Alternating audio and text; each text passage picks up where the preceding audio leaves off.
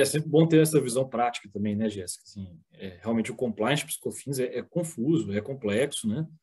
E a decisão do STJ, no caso a Anhembi, né, ela representou um avanço, mas também um avanço conceitual, né? Quer dizer, a densificação disso do ponto de vista prático ainda está acontecendo, né? A gente está vivendo um processo desde a decisão do caso Anhembi, tanto por parte da Receita Federal, que recentemente começou a modificar seu posicionamento em relação a uma série de questões, né, como, por exemplo, gastos ambientais, né, a questões de transporte, né, de funcionários, enfim. Então, ainda que de forma um pouco errática, né, a Receita vem modificando seus posicionamentos e o CARF também vem acomodando lentamente, né, lentamente, mas vem acomodando os conceitos novos e testando esses conceitos na prática, né.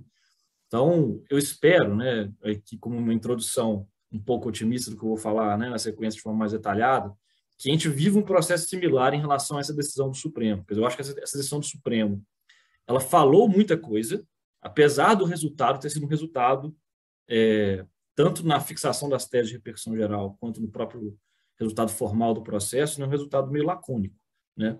Mas, quando a gente abre os votos e tenta sistematizar o que está lá, né, e como fundamentar, como densificar aquelas teses de repercussão geral que foram fixadas, né, eu vejo ali muitos pontos que podem colaborar, né, para o amadurecimento, né, das discussões que a gente já tem tido com a Receita Federal e no CARF, principalmente, né.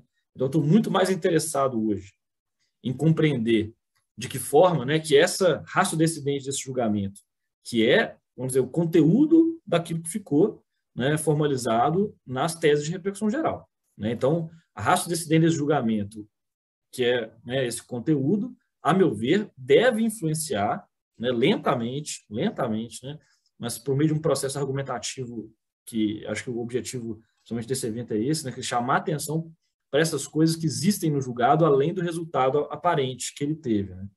Logo quando saiu a decisão, a gente viu as notícias na mídia, né, e até comunicados de alguns escritórios, sentido bem também lacônico, né, de que o Supremo disse que o conceito de insumo é infraconstitucional, ponto. Tá, mas não foi só isso que ele disse. Ele falou muitas outras coisas, né, como se eu não pudesse, do ponto de vista desse acordo, desafiar, né, aspectos concretos, né, casuísticos mesmo, né, quer dizer, dentro de um caso concreto, né, sobre a aplicação, né, do conceito de insumo. Me parece que não é essa a conclusão que o Supremo chegou, né, apesar de ter dito que o conceito de insumo era infraconstitucional. Tá? Então, acho que nesse aspecto que me parece que a leitura pode ser um pouco positiva, né, na medida que a gente tenta extrair razões que extrapolam, vamos dizer assim, o resultado processual formal, né, e que fundamentam as teses de repercussão geral que foram fixadas, né. Então, para a gente começar do começo, né, vamos ver aqui as teses de repercussão geral que foram fixadas, né. O Supremo fixou 3 teses. A primeira, ele diz que o legislador ordinário possui autonomia para disciplinar a não cumulatividade a que se refere o artigo 195, parágrafo 12, respeitados os demais preceitos constitucionais. E aí cita a matriz constitucional das contribuições, PIS e COFINS, os princípios da razoabilidade, da isonomia, da livre concorrência e da proteção à confiança. Então, eu passo a ter esse arsenal principiológico, né, que envolve, quando ele diz a matriz constitucional de PIS e COFINS, inclusive o próprio princípio da não cumulatividade aplicado, né, a essas contribuições, para argumentar direitos concretos de crédito, tanto no âmbito de uma fiscalização com a Receita, como no CARF. Né? Quer dizer, esses princípios estão na tese de repercussão geral e agora passam a ter que ser considerados, né, nessas avaliações concretas de julgamentos de casos, né, de glosas aí que a gente enfrenta no dia a dia, nas nossas manifestações de conformidade. Né? E aí, tentando dar um pouco mais de conteúdo para isso, enfim, eu li todos os votos detidamente, e o que eu consegui extrair foram 5 pontos, né, que eu até listei no memorando que eu circulei ao mercado, e esses 5 pontos basicamente dizem o seguinte, né. O primeiro deles, que me chama a atenção, foi algo que o Calcini acabou de colocar, né. O Supremo deixou muito claro que a materialidade de PIS e COFINS, que é receita bruta, ou seja, não é receita da atividade, né, Calcini, é receita bruta, né, são todas as receitas da pessoa jurídica, inclusive aquelas não operacionais, tá? Mas o que o Supremo disse a materialidade de PIS e COFINS, que é a receita bruta, é o elemento que deve ser tido em consideração como parâmetro para se identificar a extensão da não cumulatividade de PIS e COFINS. Tá? Então, nós não estamos falando, quando a gente diz que a receita bruta é esse parâmetro, de processo produtivo e nem de meramente prestar serviço ou circular mercadoria. Nós estamos falando da atividade da empresa como um todo, né? E isso depois fica muito claro nos votos, né?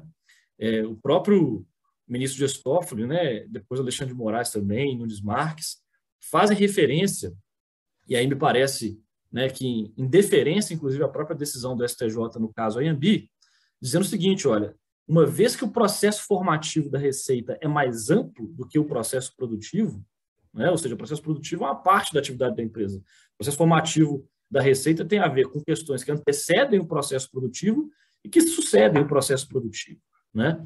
Então, diz claramente, né, que eu tenho que considerar a atividade econômica como um todo, e não só o processo produtivo em si. E aí o Supremo faz referência àqueles gastos imprescindíveis ou importantes, né? O que nos remete aos critérios, né, da essencialidade da relevância que o STJ fixou no caso Anhembi. Né? Então, me parece que os critérios constitucionais que o Supremo fixa aqui, na verdade, endossam, né, a postura do STJ no caso Anhembi, sob essas expressões, que são diferentes, mas que, a meu ver, têm o mesmo conteúdo, né, de imprescindibilidade e importância, né, até porque o STJ conceitua a relevância como importância, né, expressamente diz isso, e conceitua a essencialidade como aquilo que é imprescindível ao processo produtivo, né, tanto para a obtenção do produto como para a sua qualidade e quantidade, né. Então, aqui, acho que a gente teve um ganho. Por que eu acho que a gente teve um ganho quando o Supremo diz, eu tenho a materialidade do tributo como parâmetro para ferir a extensão da não cumulatividade, e quando ele me diz que a não cumulatividade, uma vez que está baseada nessa materialidade que é a receita, né, deve considerar a atividade como um todo e não só o processo produtivo. Porque, a meu ver, é isso que o STJ já tinha dito também no caso Anhembi. Então, a gente pega a ementa do caso Anhembi, diferentemente do caso Vilma, né, que o STJ julgou, se não me engano, em 2015, o STJ claramente diz, não só na ementa, mas também em diversos trechos do julgamento, que os critérios da essencialidade e da relevância deveriam levar em consideração como parâmetro a atividade como um todo da pessoa jurídica, né? Do contrário, inclusive, não me parece coerente ter se fixado naquele julgamento do caso Anhembi o critério da relevância, né? Sobretudo o critério da relevância por imposição legal, né? Ao passo, inclusive, que no parecer normativo da COSIT número 5, a própria Receita Federal reconhece alguns gastos pós-produção que são relevantes por imposição legal e que dão crédito na visão da sua interpretação daquilo que o STJ decidiu no caso Anhembi, né? Então, quer dizer, para mim, essa é a leitura clara do caso Anhembi, que agora fica, mais uma vez, reforçada no Supremo. E por que esse reforço é relevante?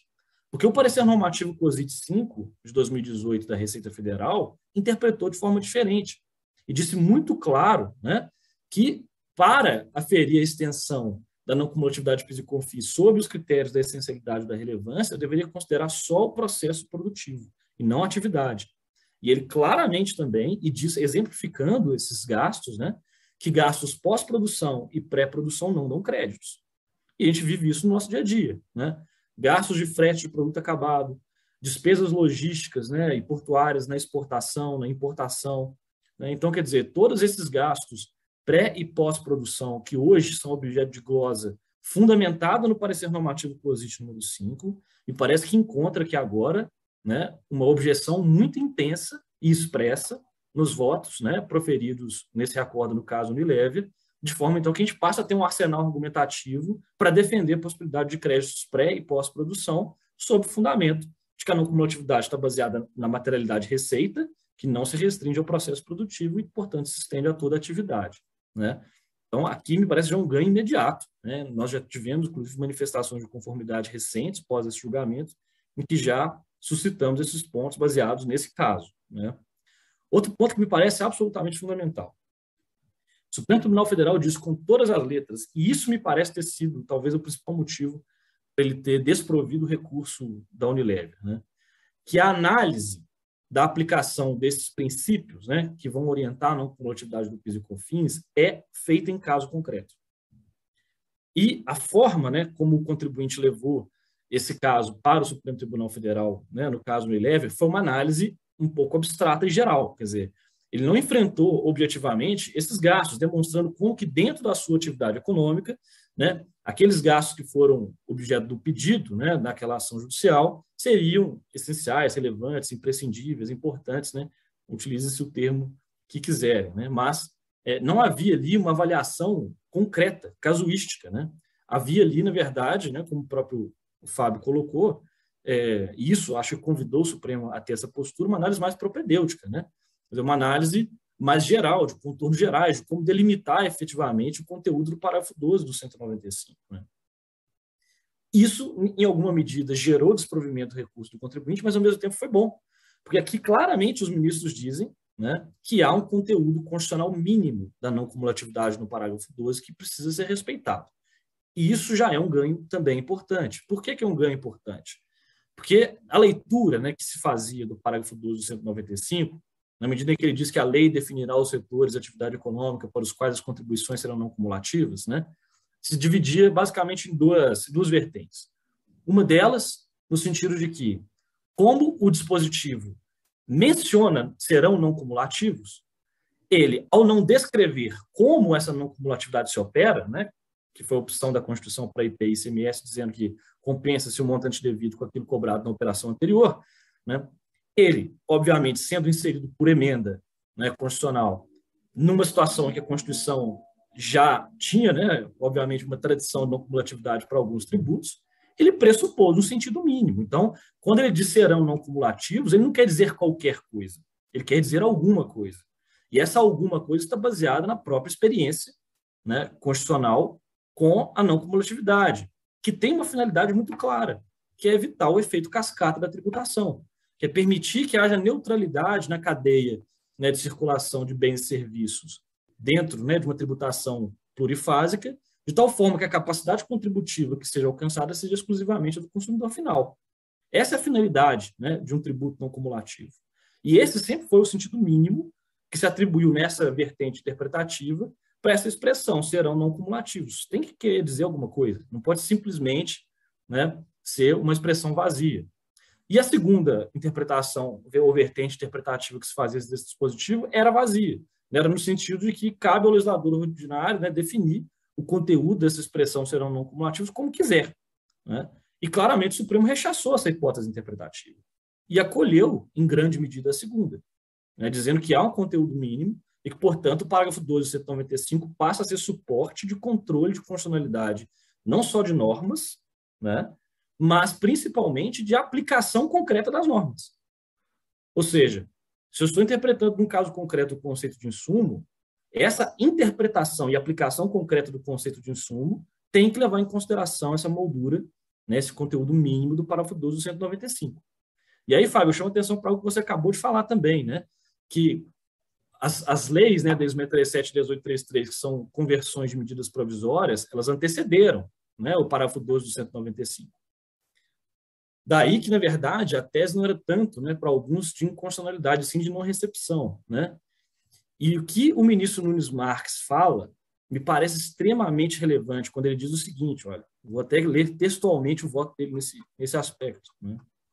Ele diz o seguinte, aquelas leis agora deveriam ser lidas com base no dispositivo constitucional, resguardando máxima efetividade a redação do artigo 195, parágrafo 12. E isso agora me dá um critério interpretativo para as leis 10.637 e 18.33. Eu tenho que interpretar a lei conforme o parágrafo 12. Né? Esse passa a ser um critério interpretativo relevante. O conceito de insumo passa a ter que ser interpretado conforme o parágrafo 12. Né? Isso está dito textualmente no voto do ministro Nunes Marques, sobre o qual não teve nenhuma divergência, né, entre os ministros. O outro ponto, né, que me parece absolutamente fundamental, né, é quando se diz que essa análise, portanto, concreta, casuística dos créditos, tem que ser pautada pelo princípio da razoabilidade, de forma que se obtenha concretamente a atenção à finalidade do regime não cumulativo. Então, o princípio da razoabilidade aqui nesse sentido, né, ele é vamos dizer, um mecanismo, né, um instrumento para que concretamente a finalidade, que é evitar o efeito cascata da tributação e a cumulatividade em concreto, seja realizada. Né? Ou seja, a interpretação da legislação tem que ser razoável, de forma a se prestigiar ante formalismos o conteúdo da norma no sentido da sua finalidade. Isso aqui é relevante, quer dizer, aplicar o princípio da razoabilidade dessa forma impede, por exemplo, que a Receita diga que eu não posso tomar crédito sobre royalties, né, Fábio? Por exemplo, pagos aí em relação à proteção de cultivares, enfim, né? E a utilização de material genético no agro, ou em relação, por exemplo, a arrendamentos, né, de direitos minerários, cuja contrapartida são royalties, etc, etc. Royalties por transferência de tecnologia, royalties na indústria fonográfica, quer dizer, esses royalties que a Receita sempre disse que não dão crédito porque não são nem bens nem serviços, agora passam a ter que ser interpretados com razoabilidade, conforme a finalidade do regime, né? Então, quer dizer, há aqui um elemento que me afasta desses formalismos, né, que a Receita introduzia para criar cumulatividade em concreto, né, para me dar uma interpretação razoável que permita que haja não cumulatividade em concreto. E o último item, né, que me parece também fundamental de difícil aplicação, é quando se coloca na própria tese de repercussão geral que o parágrafo 12 impõe que não haja desequilíbrio concorrencial. Desequilíbrio concorrencial é quando o cara que compete comigo tem um crédito e eu não tenho, né? Então, como é que você vai provar isso? Né? Pode ser por uma decisão transitada em julgado, uma coisa julgada, uma análise casuística mesmo, uma decisão do próprio CARF. Né? Quer dizer, mas o parágrafo 12 proíbe, né, vamos dizer, desequilíbrios concorrenciais, que é quando eu estou dentro do mesmo setor econômico. Né? E também afronta a isonomia, que é quando um setor passa a ter um volume de créditos maior que outro. Porque a isonomia é aquilo que está no artigo 150, inciso 2 da Constituição, que veda tratamento arbitrário entre aqueles, né, que estão em situação equivalente por força de distinção de função e ofício. Isso está escrito na Constituição. Né? Então, por exemplo, olha a margem que isso abre, né, Fábio, para o setor de serviços argumentar créditos que eles não têm hoje, obviamente dentro de uma premissa de que houve a tributação na etapa anterior e que eles podem, né, apropriar créditos, ou o setor comercial puramente, apropriar créditos, né, por exemplo, com relação à publicidade e propaganda, porque são seus principais insumos, né, quando outros setores, né, também possuem um volume maior de créditos. Quer dizer, essa análise da isonomia me permite fazer uma série de comparações entre setores, né, para dizer quais créditos eu posso ter. Então, enfim, acho que numa primeira avaliação, queria dar esses pontos aqui mais de otimismo, né, e dizer que eu acho realmente que há um arsenal argumentativo agora à nossa disposição, que a gente vai ter que estressar nos casos concretos para que haja uma acomodação lenta, certamente lenta, né, mas acho que deve haver uma acomodação desses novos critérios na jurisprudência que me interessa mais, né, a do CARF, onde normalmente esses casos são resolvidos. Né.